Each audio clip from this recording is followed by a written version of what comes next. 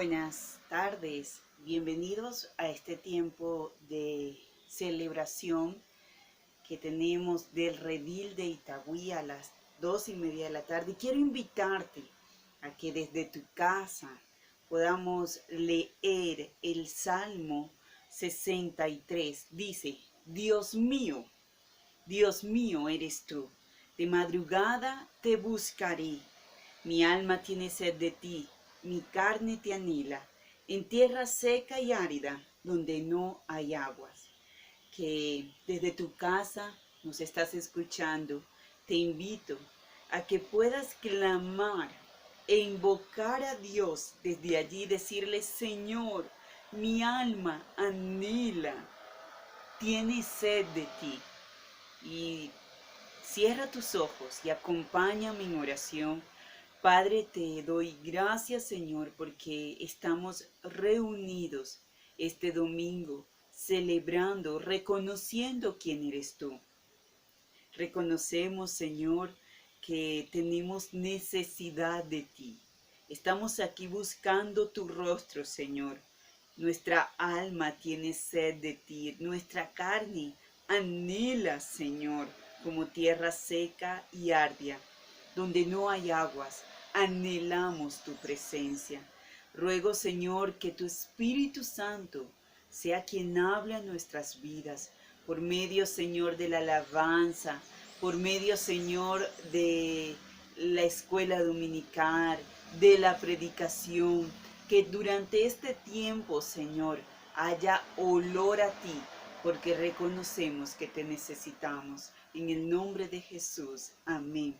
Te invito a que puedas disponer tu corazón para escuchar al Señor.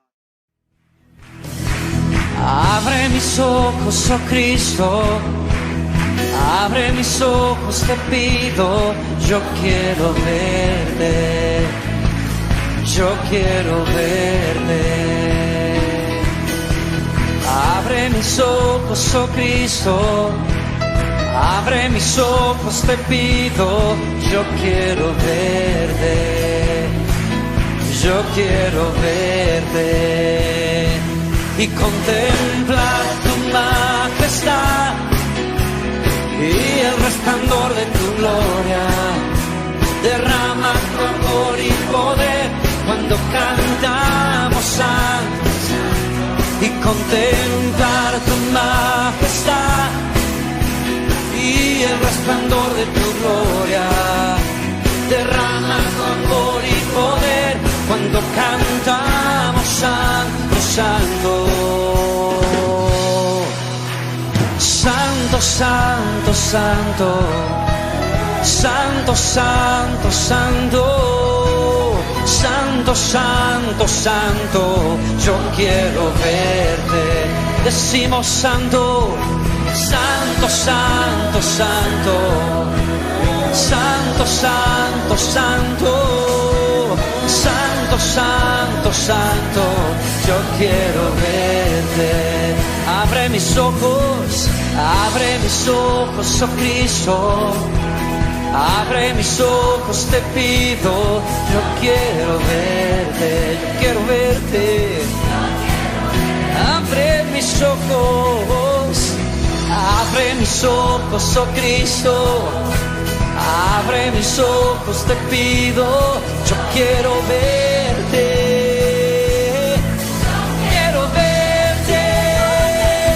y contemplar tu majestad y el resplandor de tu gloria. Derrama tu amor y poder cuando cantamos santo, santo, y contempla tu majestad y el resplandor de tu gloria. Derrama tu amor y poder cuando cantamos santo, santo. Santo, santo, santo.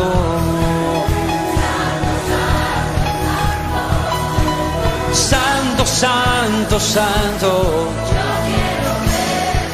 Sus ángeles dicen, santo, santo, dicen,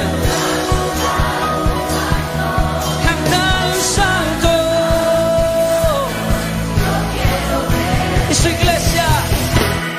contemplar tu majestad y el resplandor. Derrama tu amor y poder cuando cantamos santo, santo, y contemplar tu majestad y el resplandor.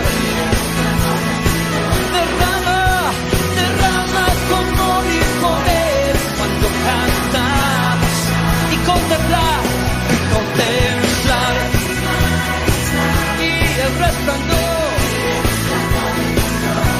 Derrama tu amor y poder y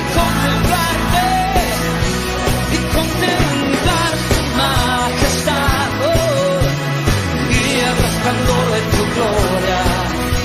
Derrama tu amor y poder cuando cantamos santo, santo. Santo, santo, santo.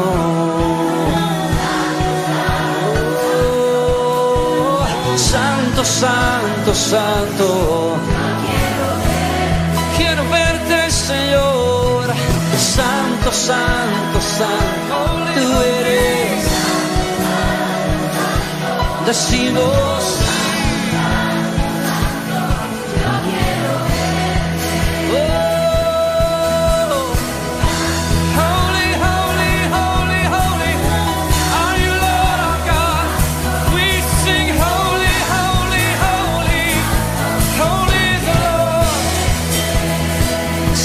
Santo, santo,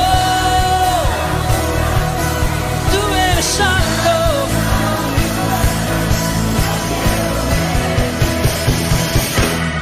Contemplar tu majestad y el resplandor de tu gloria. Derrama tu amor y poder cuando cantamos santo, santo. Y contempla tu majestad y el resplandor de tu gloria.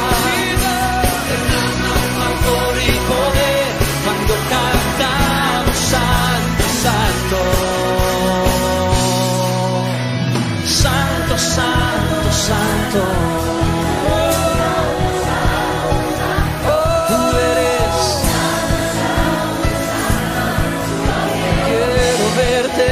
Quiero verte, santo, santo, santo. Tú eres santo, santo, santo. Yo quiero verte, quiero verte, yo quiero verte.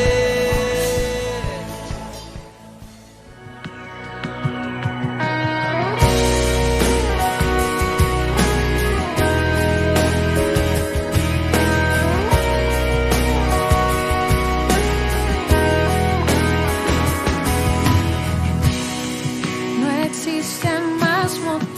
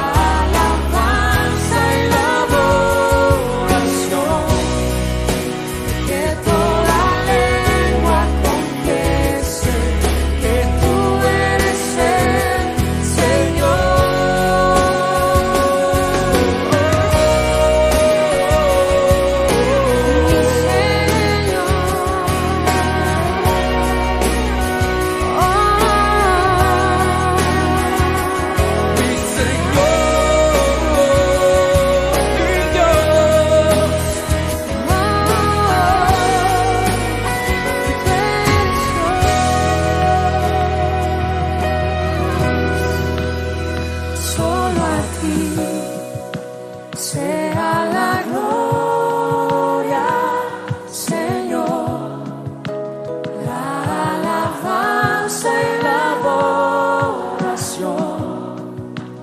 Toda rodilla se doble ante el único Rey y Dios. Solo a ti sea la gloria, Señor, la alabanza y la adoración.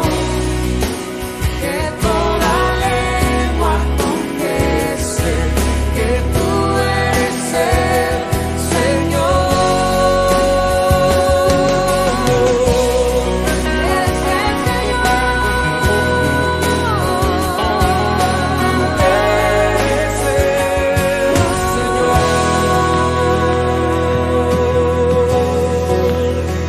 Eres mi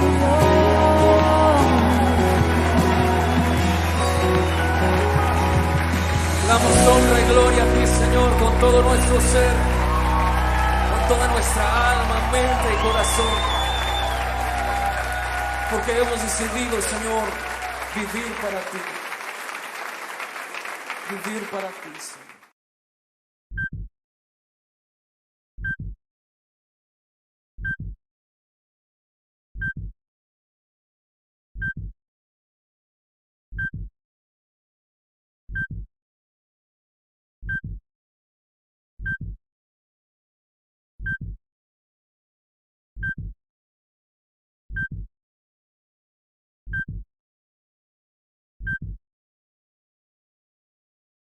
Quiero invitarte que puedas disponer este tiempo en dar con generosidad, con esa generosidad que Dios nos enseña por medio de Jesús, que dio su vida, toda su vida por amor a nosotros.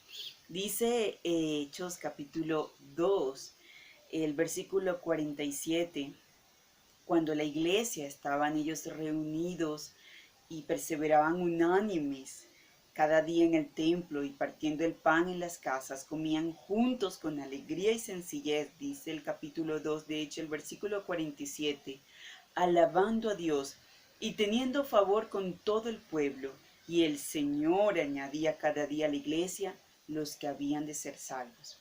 Oremos por este tiempo de generosidad, oremos adorando a nuestro Dios porque ha sido fiel, porque nos ha provisto. Oremos porque su favor continúe el resto de la semana. Oremos porque reconozcamos que es el que va a añadir quienes son salvos aquí en Itagüí. Señor, yo quiero pedirte por estos diezmos y ofrendas. Te alabo, Señor, porque reconocemos que tú has sido fiel con nosotros. Nos has provisto el pan de cada día.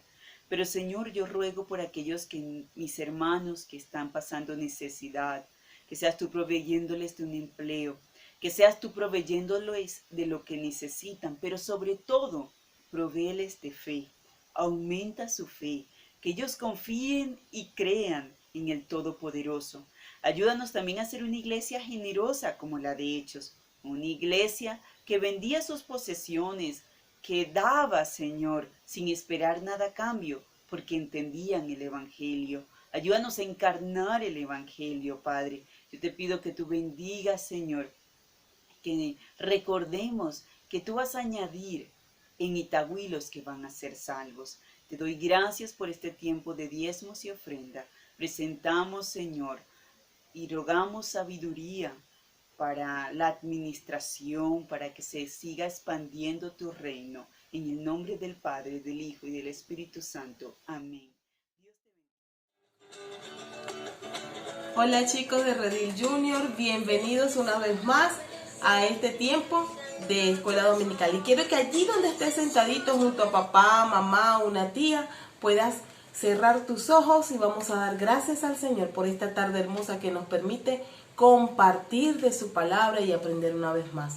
Oremos a nuestro Dios. Querido Dios, te damos gracias por este día. Gracias, Señor, porque solamente tú permites que podamos honrarte y escucharte cada día. Gracias por nuestra familia, Gracias, Señor, porque solamente tú nos haces niños y niñas que obedezcan a tu palabra. Y en la tarde de hoy continuamos aprendiendo sobre este libro maravilloso que es la palabra de Dios. Y seguimos en Génesis capítulo 12, versos del 1 al 5. Seguimos hablando acerca de un personaje muy interesante llamado Abraham. En la clase pasada la maestra Paola nos habló, ¿verdad?, de que Abraham tenía una familia y de dónde venía esa familia y dónde estaba situada la familia de Abraham. Pero en la clase de hoy, en el capítulo 12 de Génesis, podemos encontrar que Dios hizo un llamado a Abraham en la tierra de Harán. ¿Sí recuerda dónde quedó Abraham con su familia y su parentela? Dice la Biblia que Dios llamó a Abraham. ¿Y qué creen ustedes que hizo Abraham? Dijo, no, Dios, ya va, que estoy celebrando con mi papá, mi mamá, mi abuelita. ¿Qué hizo Abraham? Dice la Biblia que Abraham escuchó. ¿Qué hizo Abraham? Utilizó sus oídos y escuchó la voz de Dios. Y fue directo hasta donde estaba él y le dijo, Señor, ¿qué quieres? Y dice la Biblia que Dios le dijo a Abraham en el verso número 2, dice, en el capítulo 12, verso 1 dice, Abraham, vete de tu tierra y de tu parentela y de la casa de tu padre, a la tierra que te mostraré. Y haré de ti una nación grande y te bendeciré y engrandeceré tu nombre y serás de mucha bendición. Te bendeciré. Dice la historia que Abraham escuchó esa noticia tan importante de Dios, de parte de Dios, y dijo, no, es que yo estoy muy viejito y el Señor, ¿cómo? No, Abraham corrió hasta su tienda, ¿verdad? Hasta su casa, y allí habló con su esposa Sarai, ¿sí recuerdan la clase pasada? Y un sobrino, un hijo de su hermano, dijo, llamado Lot, también se fue con él. Dice la historia que Abraham emprendió un viaje junto con su familia hasta la tierra en donde Dios le había dicho que lo iba a bendecir. ¿Saben qué? Abraham fue un niño que escuchó la palabra de Dios, pero no solamente escuchó la palabra de Dios, sino que obedeció a esa palabra. ¿Saben qué? Cuando nosotros obedecemos a la palabra de Dios, Dios promete hacer algo con nosotros. Dice el verso 3 del capítulo 12 de Génesis, bendeciré, dice, y haré de ti una nación grande, y haré de ti una nación grande. Y ¿qué le dijo Dios? Y te bendeciré. Dice, y haré de ti una nación grande y te bendeciré. Engrandeceré tu nombre, el nombre de Abraham. Te engrandeceré tu nombre y serán benditas en ti todas las familias de la tierra.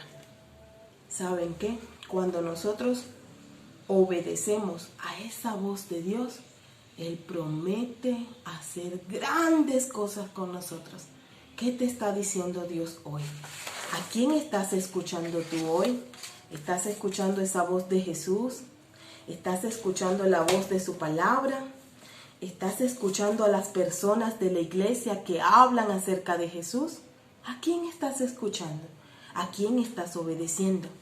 ¿Sabes? El versículo de hoy dice, pero el que me preste atención vivirá en paz, sin temor de ningún peligro. Proverbios 1:33.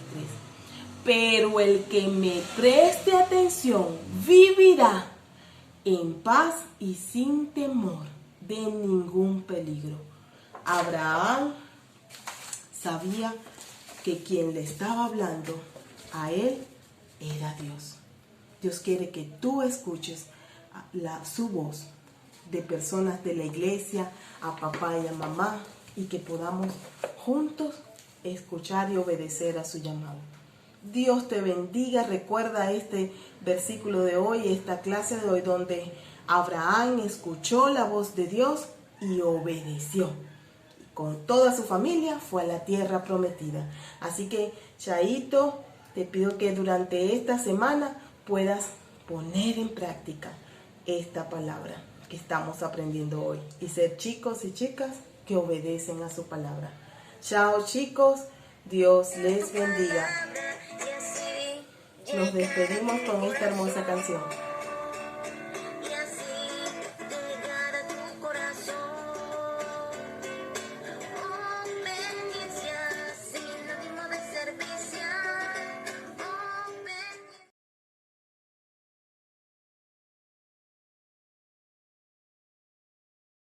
Buenas tardes, hoy continuamos con nuestra serie de exposiciones en el libro de los Hechos, en esta serie Crece y Multiplícate, que estaremos desarrollando hasta las primeras semanas de abril, por lo menos los primeros capítulos de Hechos.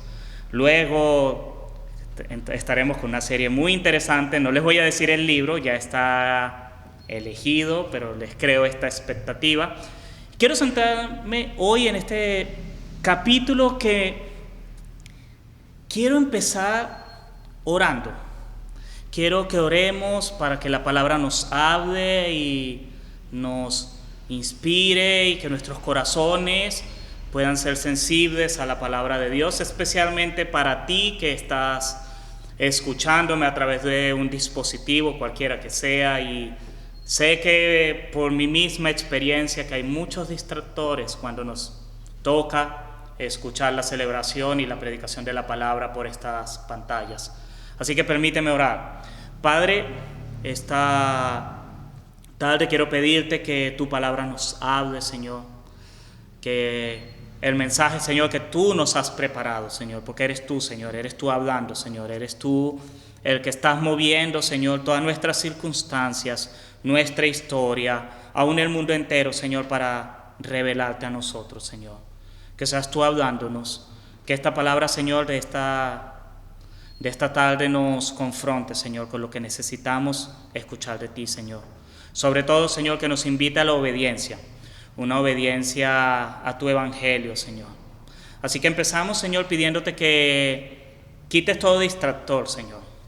Que nuestros corazones, nuestras mentes puedan centrarse en ti. Aún nosotros, Señor, tengamos esa voluntad de apagar cualquier otra cosa que esté estorbando, Señor, de tomarnos una pausa, Señor, de nuestros quehaceres y centrarnos en escuchar tu palabra. No porque yo sea importante, Señor, sino porque tu palabra es la que es verdaderamente importante y necesitamos crecer en escucharla. Háblanos, Señor, te lo pido en tu nombre santo. Amén. Hoy vamos a terminar la lectura del capítulo 2 de Hechos, de ver este pasaje. Y quiero comenzar invitándote a imaginarte una escena. Y seguramente te vas a identificar con ella. No es mi intención hacer una caricatura de cosas que hemos vivido, que has vivido. Simplemente quiero mostrarte una realidad con la que seguro te identificas. Imagínate a Juanito. Juanito es una persona normal y un día llega a la iglesia y está en medio del servicio, oye la predicación de la palabra, termina el servicio, él está interesado. Juanito es quizás como tú o como yo en algún momento que llega a la iglesia con un deseo de conocer de Dios, un deseo genuino. Y termina el servicio y hacen pasar a Juanito a un cuarto. Y ya él se asustó un poco porque dice, ¿y a dónde me llevan? Y ahí lo reúnen junto con otras personas que están como él, llegando por primera vez, y empiezan a hablarle. Y de manera muy cortés le empiezan a decir, bienvenido Juanito, qué alegría verte, somos la comunidad cristiana El Redil, es una alegría que estés con nosotros, nosotros somos una iglesia bautista, y le empiezan a contar una cantidad de información sobre la iglesia, sobre nuestras raíces históricas, sobre cuántas iglesias somos, sobre cuál es nuestra visión, nuestra misión, sobre qué programas tenemos. Y aquí la persona muy educadamente, muy cortésmente saca un ramillete de folletos y empieza, mira Juanito, Nosotros los martes nos reunimos a tal hora la reunión de hombres, pero también si tienes problemas tenemos en este horario reunión de pareja para que puedas llevar a tu pareja, no necesariamente tienes que estar casado. Pero también tenemos, si ese es tu interés, ayudar a otros, tenemos y estas obras sociales. Y empiezan a darle un despliegue de cosas y Juanita empieza como que, ¿qué está pasando aquí? Y tenemos reunión de oración en estos días, y tenemos reunión de jóvenes en estos días, y tenemos escuela dominical en estos días. Y si quieres explorar tu fe, tenemos aquí una reunión de formación para los que están buscando. Pero si quieres saber cómo tu fe encaja con tu trabajo, aquí tenemos el grupo de profesionales. Y si quieres saber cómo tu fe encaja con las artes, aquí está el grupo de fe y arte. Y empieza a haber una lista de programas que Juanito empieza como que a quedarse paralizado. Porque aunque parezca irónico, el exceso de opciones te paraliza. Mientras más opciones tienes, más difícil te es tomar decisiones. Y lo más probable es que Juanito entonces empieza a probar tímidamente o por interés, yo quiero probar esto, yo quiero meterme en este programa, pero nunca va a desarrollar una idea clara de por qué está asistiendo a la iglesia, de por qué está creyendo. No va a estar enfocado. El exceso de opciones puede confundirte. Y si no me lo crees, piensa en este ejemplo que este sí toca contigo y con nuestra realidad. Yo estudié ingeniería industrial hace más de 20 años. Cuando elegía, solo tenía 2 opciones, por lo menos para la ingeniería industrial. Habían 2 universidades, habían además el ramillete de opciones de ingeniería era limitado, y no me fue relativamente difícil elegir cuál iba a ser la universidad donde yo iba a empezar a estudiar ingeniería. Y en esos tiempos tú le preguntabas a cualquier joven de bachillerato y tenía una idea más clara, o por lo menos había más posibilidades que te respondiese: quiero estudiar tal o cual cosa. Piensa hoy. Hoy tienes opciones en muchas universidades. Solo pensando en la ingeniería se han multiplicado las opciones de ingeniería. Ahora ahí existe ingeniería biomédica, ingeniería ambiental, ingeniería farmacéutica, ingeniería tal cosa. Se han multiplicado.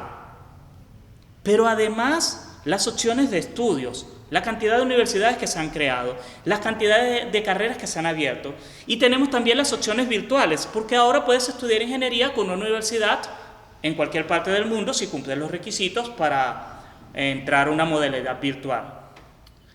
Y con todo eso, hoy pregunta si ves que los jóvenes están más confundidos con qué es lo que quieren hacer en el futuro. Tienen mayor cantidad de opciones, tienen mayor cantidad de recursos, pero les preguntas qué quieres estudiar y la respuesta es no sé.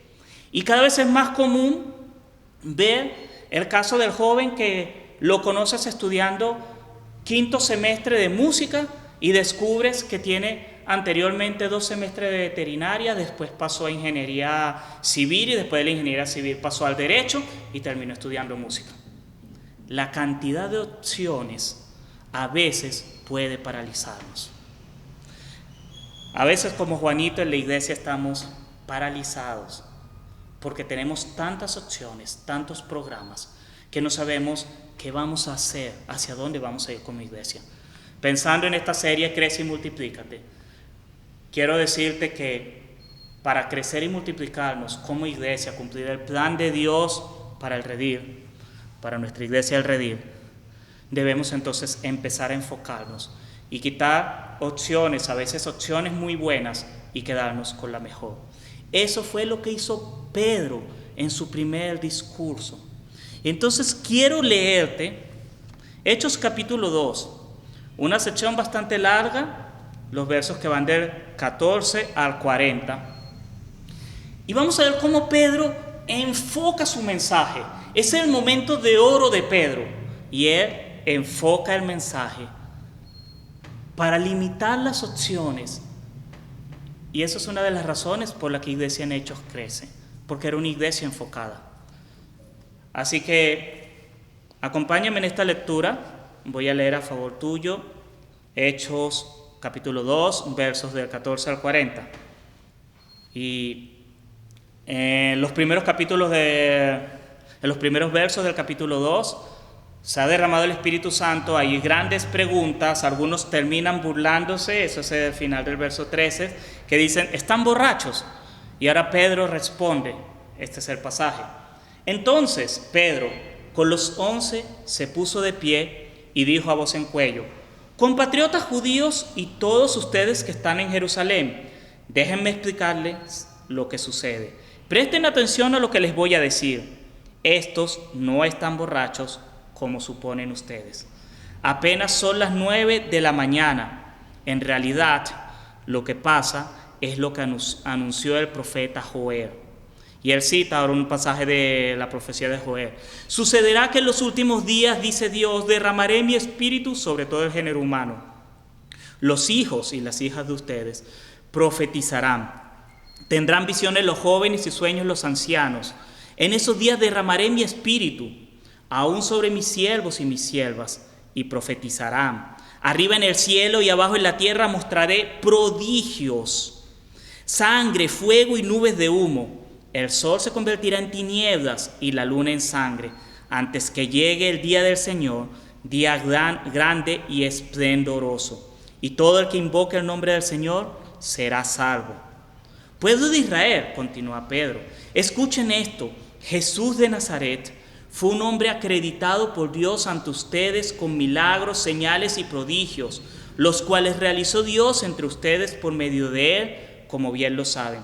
Este fue entregado según el determinado propósito y el previo conocimiento de Dios, y por medio de gente malvada, ustedes lo mataron clavándolo en la cruz.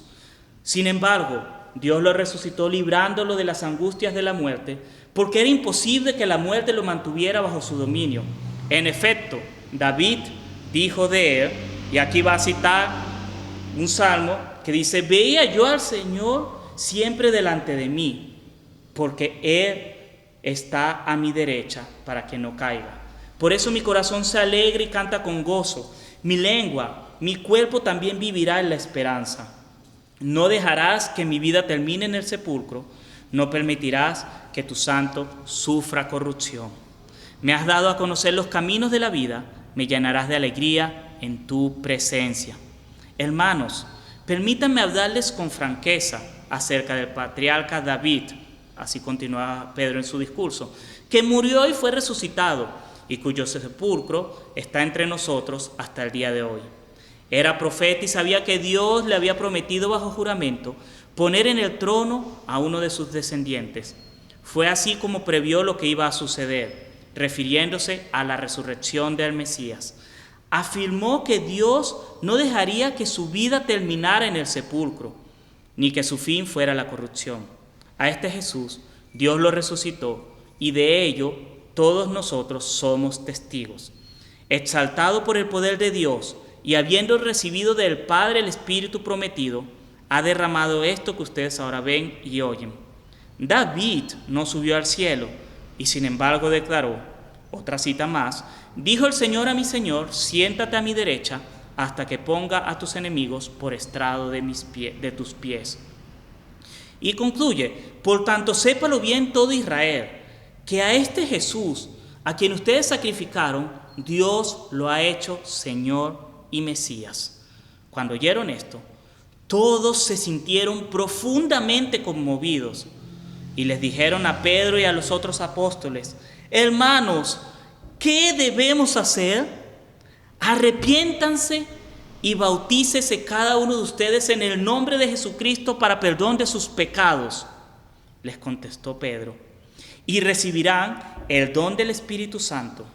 En efecto, la promesa es para ustedes, para sus hijos y para todos los extranjeros, es decir, para todos aquellos a quienes el Señor nuestro Dios quiere llamar. Y con muchas otras razones les exhortaba insistentemente, sálvense de esta generación perversa. Este es el pasaje que quiero que veamos esta tarde. Y en este pasaje quiero que observes el ambiente. Esta es la oportunidad de Pedro. Acaba de ocurrir un hecho milagroso, un hecho asombroso. El Espíritu Santo ha descendido con poder. Ha habido la manifestación de las lenguas. Ellos han oído la proclamación del Evangelio. Y Pedro, o mejor dicho, la iglesia ha captado la atención de toda la gente.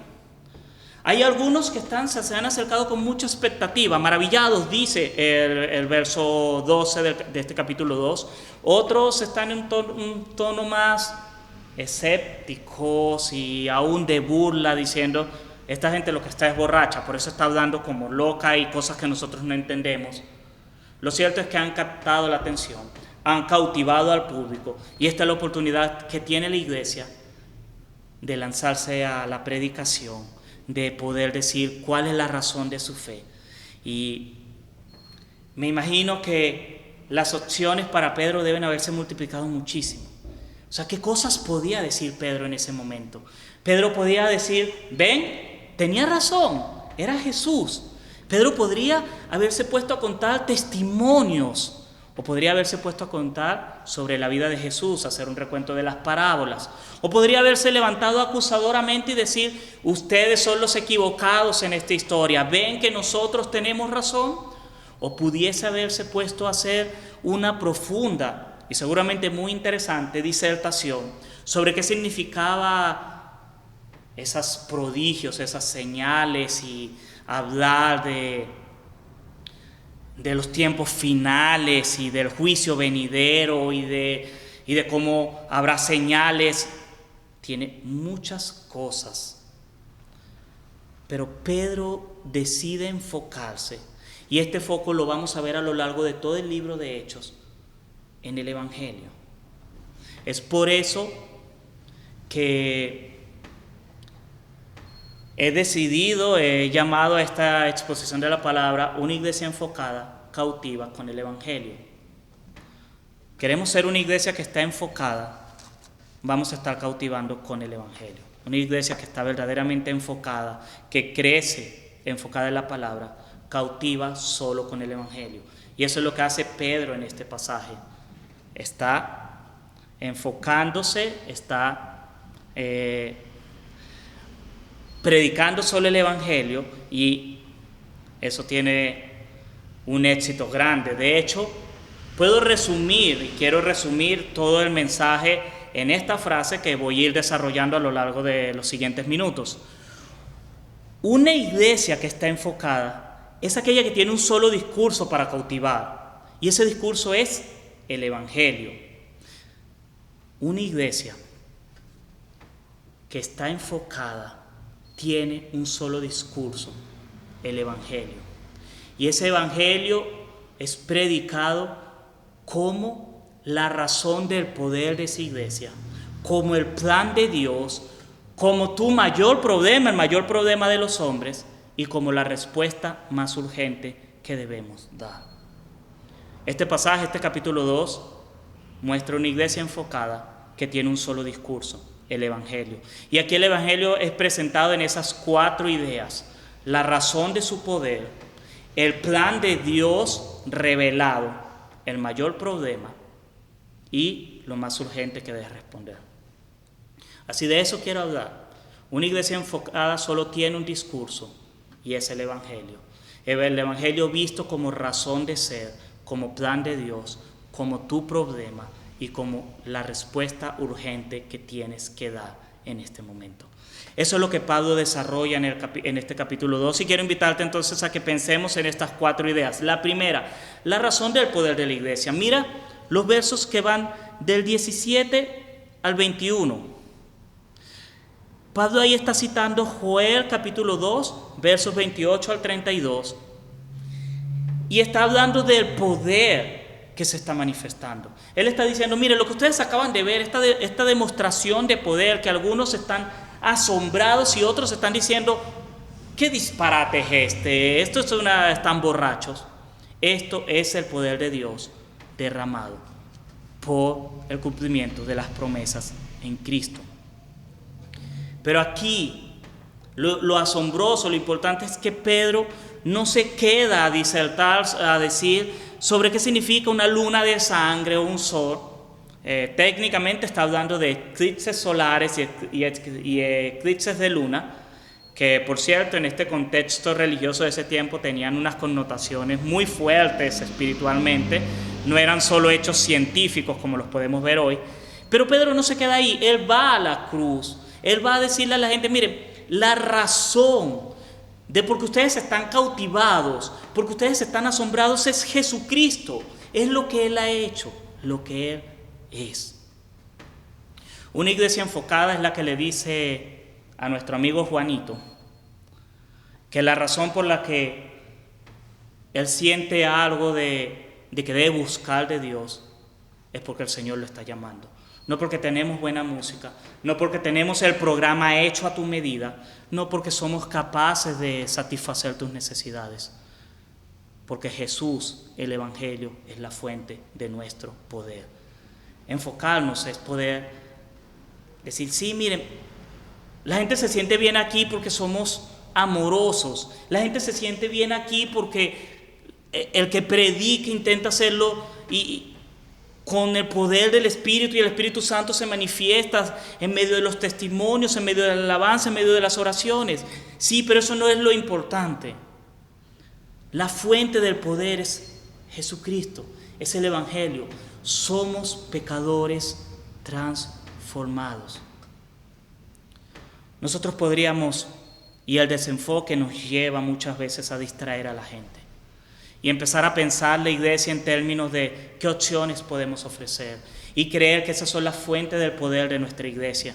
Y hay iglesias que se venden como una experiencia de adoración única, un ambiente para la familia, clases de escuela dominical integrales, programas de formación que desarrollan tu máximo potencial y cantidades de cosas que terminan siendo los puntos en los que la iglesia apalanca su poder, olvidando que lo que nosotros deberíamos decir de nuestro poder es el Evangelio.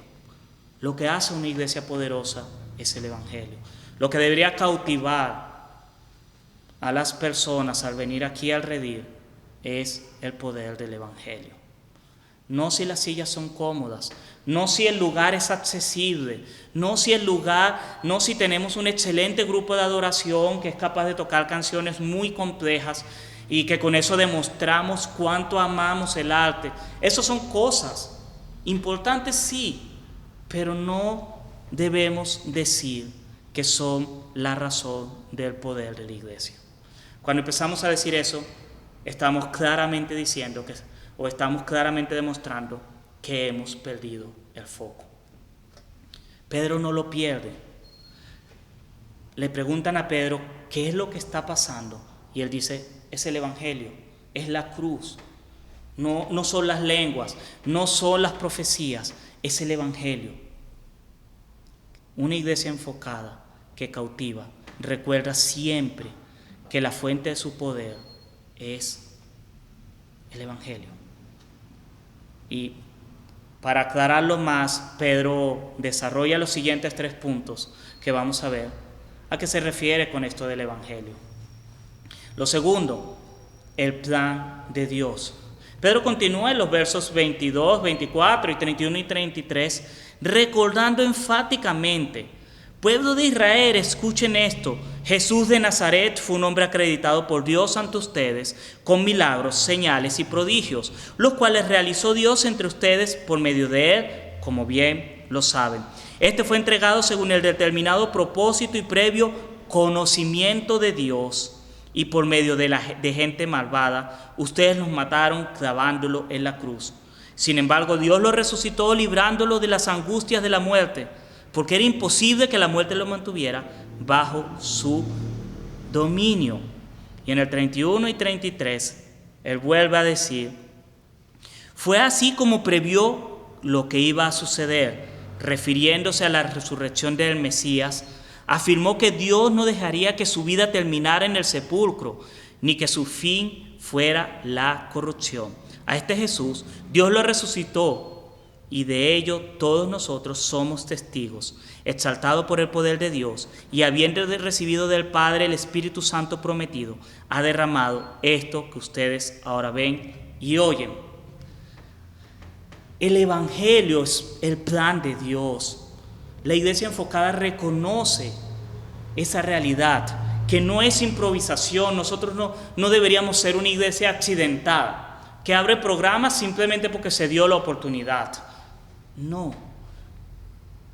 Necesitamos reconocer en todo momento que el Evangelio es un plan de Dios, que puede ser muy grande, que puede ser incomprensible para nosotros. Todavía a algunos nos cuesta entender cómo la pandemia, cómo la enfermedad, cómo la crisis económica puede encajar dentro del plan de Dios. Pero lo hace. Dios no improvisa su iglesia. Dios no está improvisando aquí. Dios está diciendo, y de hecho en este pasaje se cita a Joel capítulo 2, al Salmo 16, el Salmo 132 y el Salmo 110. Y con eso Pedro está diciendo, este es un plan que está desde hace mucho tiempo. Dios lo sabía. Quizás tú no, quizás nosotros no lo entendieron. Quizás ustedes no entendieron cuando crucificaron a Jesús. Pero Dios sí lo entendía. Y Dios tenía un plan en todo esto. Eso es ese recordatorio de que el Evangelio obedece a un plan que Dios ha determinado.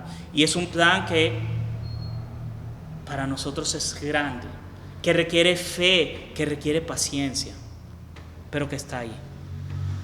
Nosotros como iglesia tendríamos que enseñarle a nuestro amigo Juanito que la iglesia existe por el poder del Evangelio, pero también existe porque es el plan de Dios para evangelizar el mundo, es el plan de Dios para discipular personas, es el plan de Dios para restaurar la creación. La iglesia no es solamente algo casual, obedece a un plan.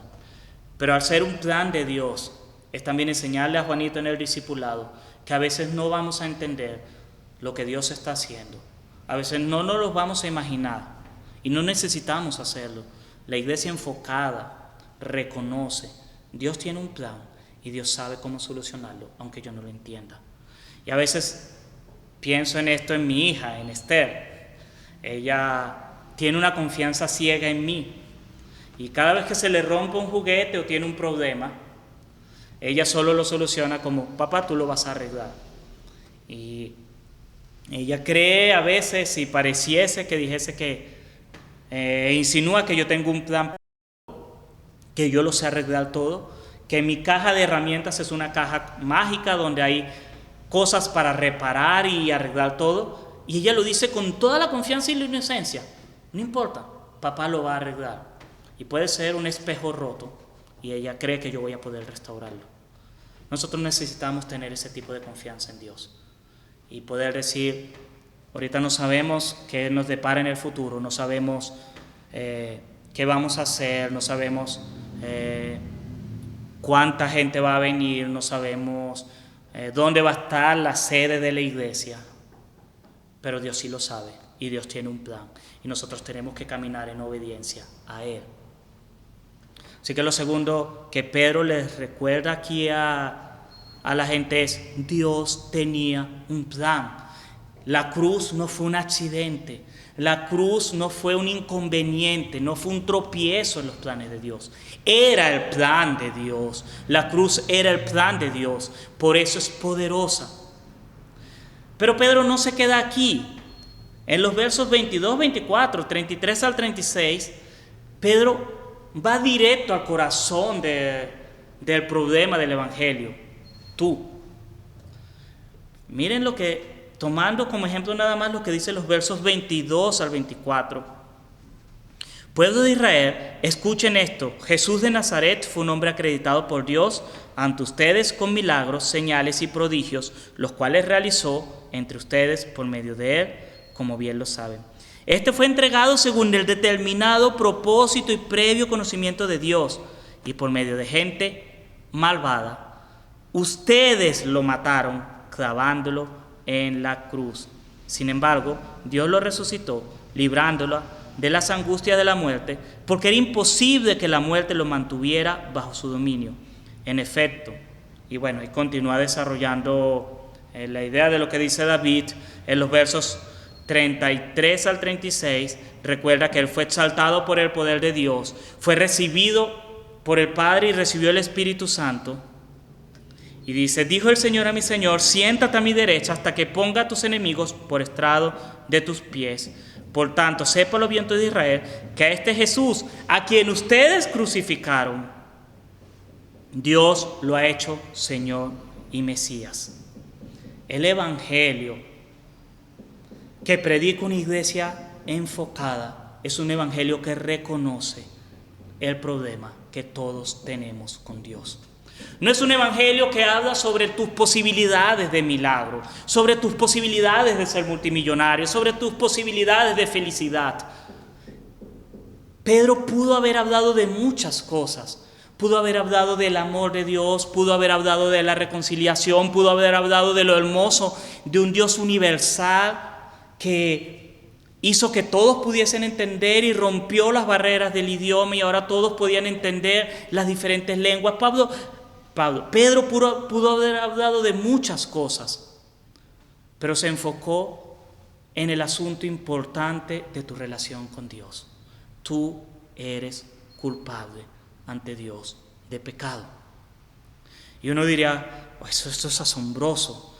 Pedro, el que le tiene miedo a una criada, a una muchacha de servicio, a una jovencita, que le dice tú eres de ellos y él se asusta y hasta llega a renegar.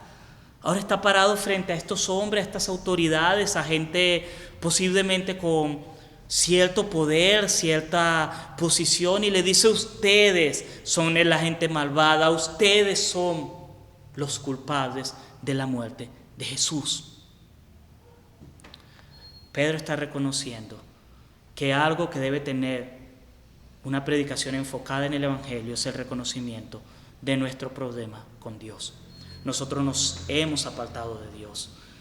La condición natural del hombre es enemistad con Dios, indiferencia hacia Dios, darle la espalda a Dios. No importa cómo lo quieras ver. Algunos lo ven como, sí, rebeldía abierta y hostil hacia Dios y toman posiciones ideológicas de rechazo hacia todo lo que es la iglesia. Pero otros, y quizás la mayoría, es simplemente indiferencia. Yo llevo mi vida como a mí me da la gana y yo me esfuerzo por hacer el bien y no molesto a nadie, pero estoy dejando a Dios fuera de mi vida. No le doy la adoración que Él se merece como Dios y eso es un problema. Juanito necesita más que nada que lo confronten con la verdad de que él es un pecador que necesita arrepentirse, que él le ha dado la espalda a Dios con sus acciones.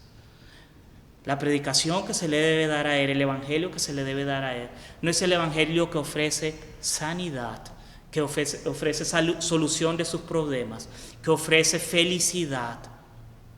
Es el evangelio que le dice: tú eres un pecador y necesitas ir a Jesús y arrepentirte. Y es un problema porque en este pasaje está por un lado la idea de ustedes son los culpables de que crucificaron a Jesús.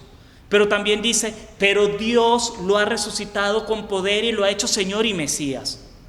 Así que por un lado el problema es mi pecado, es rechazo hacia Dios. Y ese problema se hace peligroso para ti, porque Él no se quedó muerto, Él resucitó. Y la víctima ahora es el juez. Y la víctima ahora tiene todo el poder. Y la víctima ahora tiene toda la autoridad. Y tú necesitas hacer algo al respecto. No solo se trata de que yo rechacé a Dios, se trata de que Dios un día va a restaurar todas las cosas. Y Dios un día va a poner las cosas en orden. Y Dios un día va a hacer justicia. Y eso lleva al último punto. En los versos 36, cuando Pedro les dice, Por tanto, sépalo todo Israel, que a este Jesús, a quien ustedes crucificaron, Dios lo ha hecho Señor y Mesías. Y vemos en el 38 y el 40 la respuesta a la pregunta: hermanos, ¿qué debemos hacer? Pedro le responde: arrepiéntanse y bautícese cada uno de ustedes en el nombre de Jesucristo para el perdón de sus pecados. El evangelio que también necesita nuestro amigo Juanito es un evangelio que reconoce que lo más urgente que necesitas hacer es responder en arrepentimiento. No necesitas iniciar un plan de 21 días de oración para que el Señor revele su voluntad en tu trabajo. No necesitas incorporarte a la clase de escuela dominical para entender las 5 doctrinas claves de la fe. No necesitas aprender los 21 hábitos del cristiano altamente efectivo. No necesitas participar en una actividad de recolección de ropa. No necesitas un taller de sensibilización a los grupos pequeños. Necesitas arrepentirte. Esa es la respuesta. Una iglesia que está enfocada y cautiva con el evangelio es una iglesia que está recordándole a la gente: tú necesitas responder al evangelio en arrepentimiento. Es una iglesia que sí le dice a nuestro amigo Juanito: tú necesitas paz en tu corazón, tú necesitas felicidad, tú necesitas crecimiento personal. Pero sobre todo eso, tú necesitas arrepentirte. Tú necesitas arrepentirte de tus pecados. Tú necesitas reconocer ese gran problema que Pedro dice más adelante, que dice, que había dicho anteriormente: ustedes lo crucificaron por ser malvados. Ahora necesitan arrepentirse de eso. Ese es el llamado más urgente.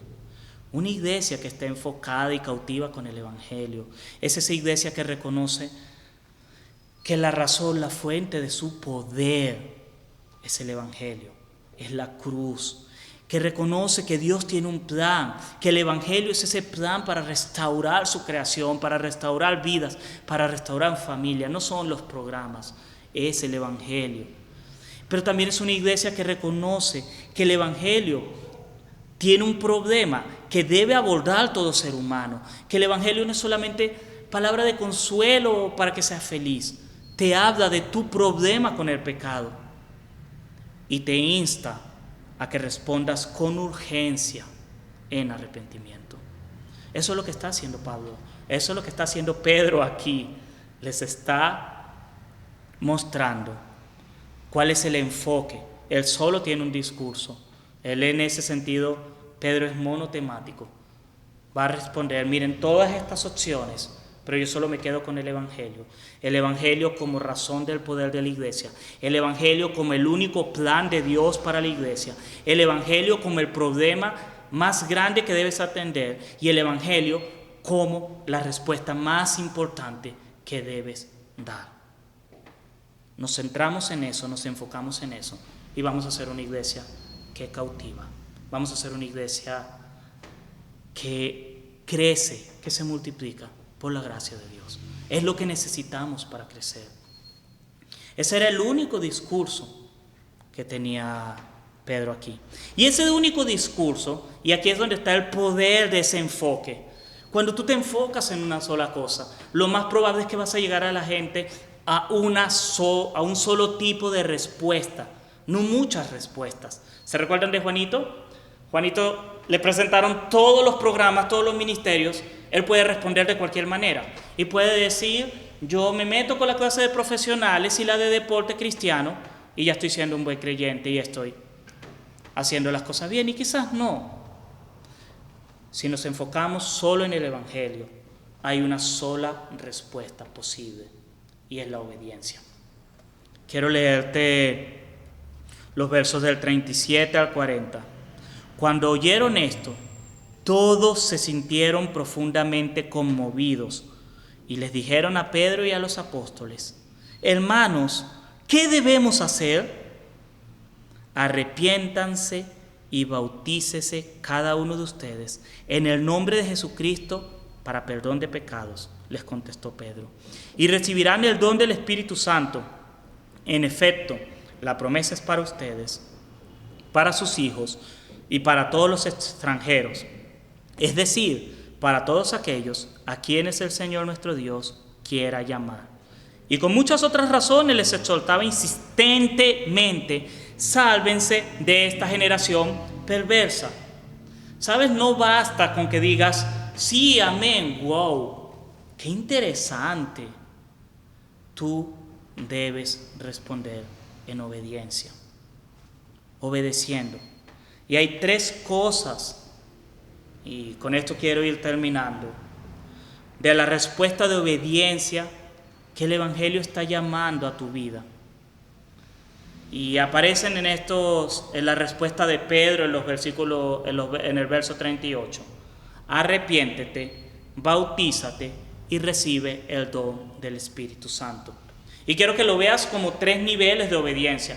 El primero es la obediencia del arrepentimiento. Voy en esta dirección y ahora me voy en la otra. Giro 180 grados. Dejo de hacer lo malo.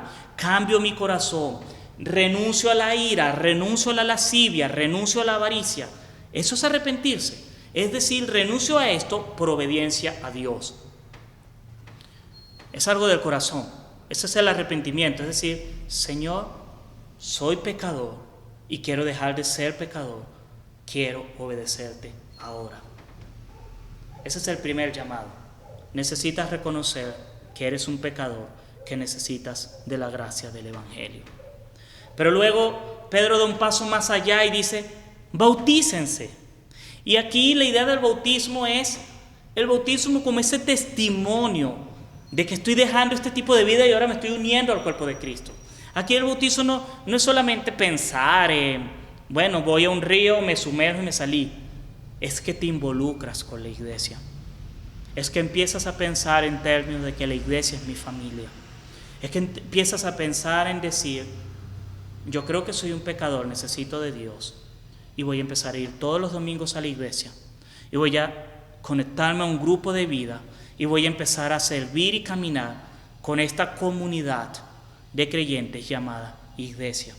Es el compromiso de empezar a caminar con la iglesia, a identificarse. Esa es la esencia de bautizarse aquí, formar parte del cuerpo de Cristo. Pero también está lo tercero, y es un paso mucho más allá, recibir el don del Espíritu Santo. Y otra vez, aquí no es el don del Espíritu Santo para que la gente se asombre de ti, para que tú también hablas en lengua. Es el don del Espíritu Santo para servir al plan y propósito de Dios en la iglesia. Empiezas a recibir para caminar y hacer en la fe. Entonces no es solamente que vas a decir, me arrepentí, me uní a este grupo de creyentes, ahora voy a la iglesia y me uno a un grupo de vida, sino empiezas a decir, Señor, ¿qué voy a hacer con mis talentos? ¿Cómo voy a usar lo que tú me has dado para servirte? Voy a empezar a formar parte del grupo de servidores de la iglesia, voy a crecer para enseñar a los niños, voy a unirme al grupo de vida para formarme y yo crear un grupo de vida y dar testimonio a mi familia. Empiezas a anhelar recibir el poder del Espíritu Santo para cumplir con la misión de Dios. Eso es lo que Pedro les está recordando aquí. Y esto tiene la forma de, yo lo he visto como un círculo, una espiral que nos acerca a Cristo, que se mueve entre 2 ideas, arrepentimiento y obediencia. Y obediencia tiene que ver con el testimonio. Y para explicártelo más gráficamente, volvemos a tomar a nuestro amigo Juanito. Supongamos que a Juanito le han predicado de esta manera y él entiende que lo que él ha visto del poder de Dios aquí en la iglesia se debe al Evangelio. Y ese Evangelio es un plan para restaurar y rescatar y darle la gloria a Dios.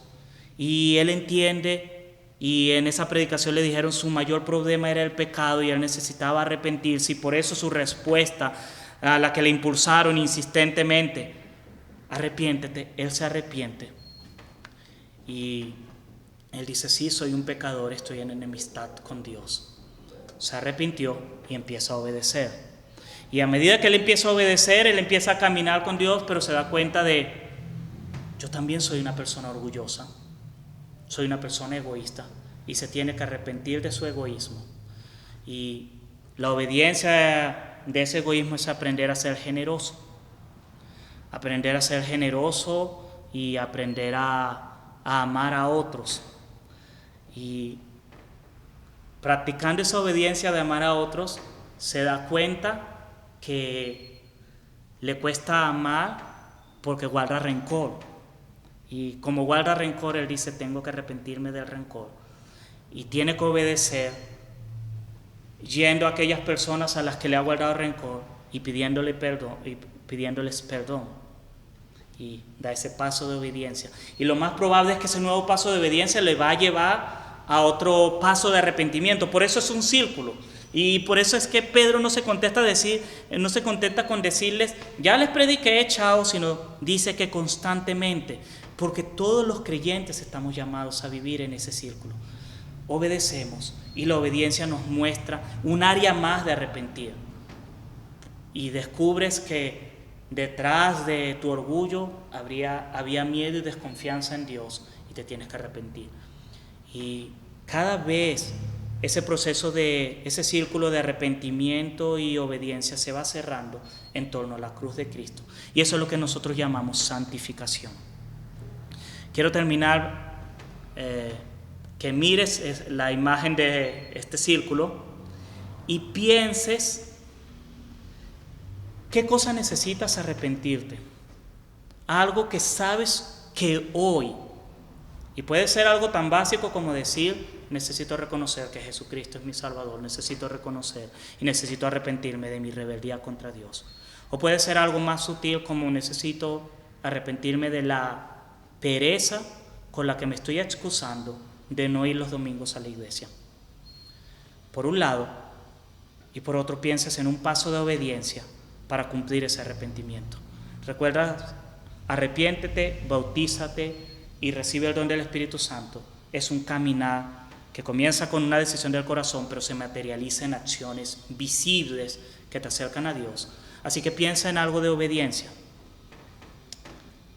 Necesitas arrepentirte estás en rebeldía con Dios. La obediencia puede ser, voy a llamar al pastor y le voy a pedir una cita para contarle mi pecado y que oremos juntos. Necesitas arrepentirte y reconociste que la pereza era la excusa y decías, no, es que el COVID, pero no, era mentira. Preferías estar en tu cama el domingo con el televisor prendido y si te daba ganas de hacer otra cosa ponías pausa o continúas viéndolo más tarde. O muchos que ven la predicación por secciones, 10 minutos hoy, 10 minutos mañana, y descubres, ese es mi pecado, Señor. Quiero arrepentirme de la pereza. Es mentira. No le tengo miedo a la enfermedad porque voy al centro comercial, salgo a trabajar. Lo que pasa es que me quedé cómodo. ¿Cuál va a ser el paso de obediencia? Voy a llamar a la iglesia y voy a decir, quiero involucrarme en un servicio. Pastor, no solamente quiero ir el domingo, quiero llegar, que nos hace falta, media hora antes y ayudar a tomar el registro de asistencia y darle la bienvenida a las personas. ¿Qué voy a hacer? Piensa en esa imagen y terminemos orando.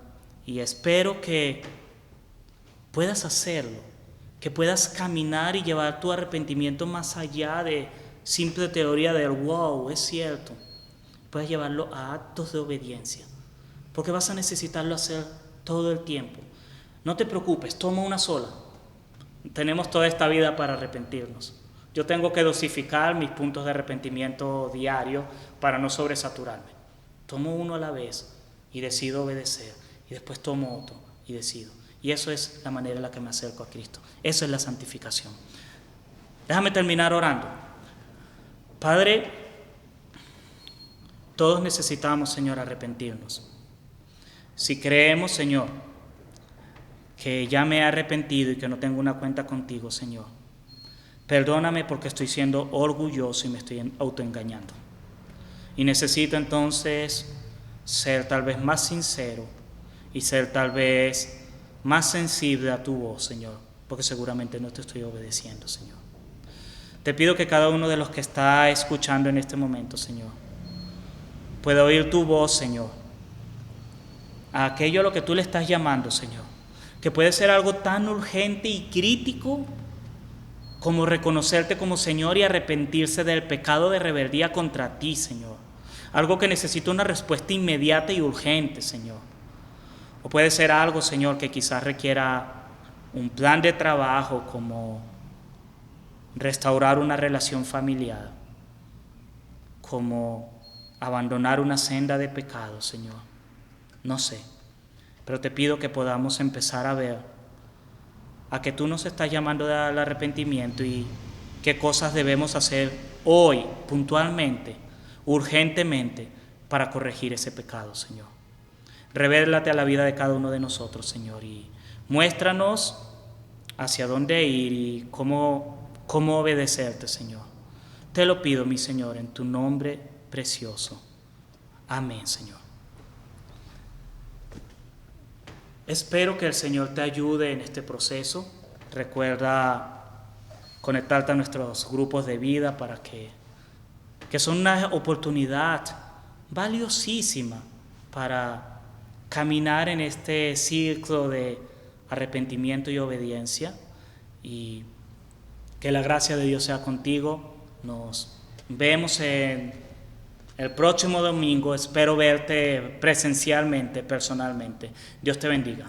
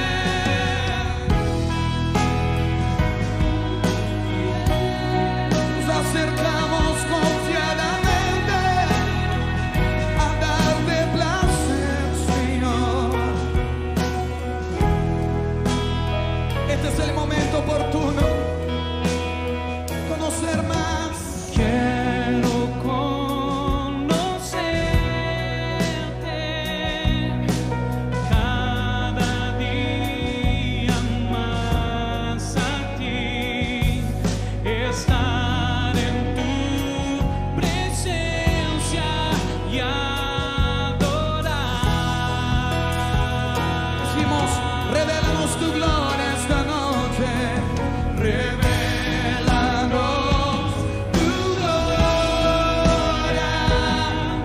Deseamos ir mucho más. Queremos tu presencia, Jesús. Queremos tu presencia, Jesús. Jesús, al que está sentado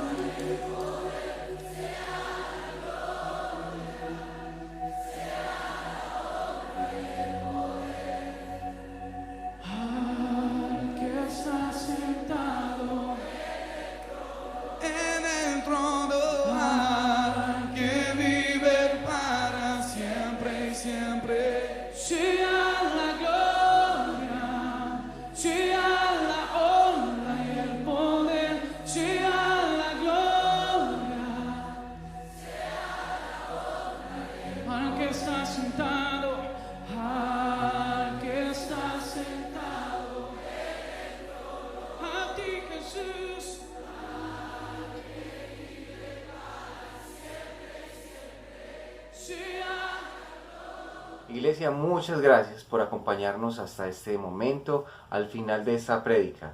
Y vamos a terminar dándole gracias a Dios, vamos a terminar orando y entregándole esta semana a Él.